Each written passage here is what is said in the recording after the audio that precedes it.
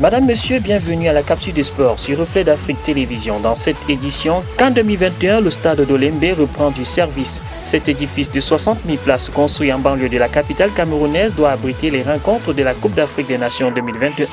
Englués dans les tensions relatives aux grèves à répétition, les travaux ont connu un ralentissement sans pareil. Depuis le 7 octobre, les autorités ont frappé du poing sur la table. Une action qui a poussé les ouvriers à se remettre au travail. Pour mémoire, la CAF a donné au Cameroun jusqu'au mois de juin 2020 pour achever les travaux relatifs à la dite compétition. Ligue 2 française, Benjamin Mukandio tarde à décoller sous ses nouvelles couleurs. Transféré cet été au Racing Club de Lens, le Camerounais n'a pas encore eu l'occasion de justifier la confiance de ses nouveaux dirigeants sur le terrain.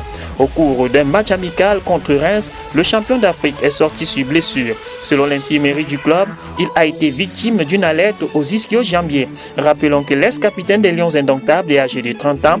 Il est resté depuis son départ de la Chine 8 mois sans activité majeure sur un terrain de football. Coupe du monde U17, la sélection camerounaise enchaîne avant le début de la compétition dans une dizaine de jours. En match amical dimanche dernier, les bébés lions du Cameroun se sont imposés sur le score de 3-0.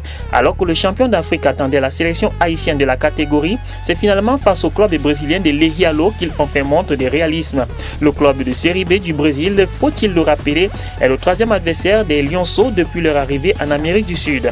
Un adversaire qui permet au poulain de Thomas Liby d'enregistrer une troisième victoire en 3 sorties. Basketball, Libreville, capitale de la balle orange cette semaine.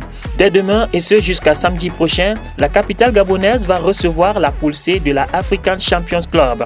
Autour de Manga Sport local, les représentants du Cameroun, RCA, RDC et Guinée équatoriale vont rivaliser d'adresse pour une qualification à la Basketball Africa League 2020.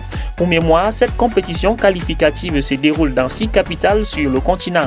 Elle s'achève le 3 novembre et concerne 32 clubs africains. Cyclisme, le Grand Prix Chantal Biya se lance.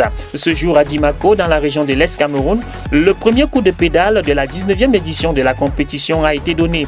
Jusqu'à dimanche prochain, les équipes venues du monde vont parcourir 3 régions du Cameroun en 5 étapes. Avec l'arrivée du commissaire international dimanche dernier à Yaoundé, le temps était déjà marqué. Au terme de la 5e étape au boulevard du Verme ce week-end, le Grand Prix va probablement couronner un autre champion. Rappelons qu'en outre du Cameroun, les pays africains et européens sont conviés à cette grande fête de la petite reine.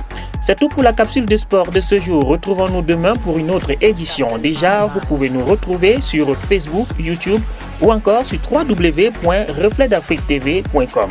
Merci à tous.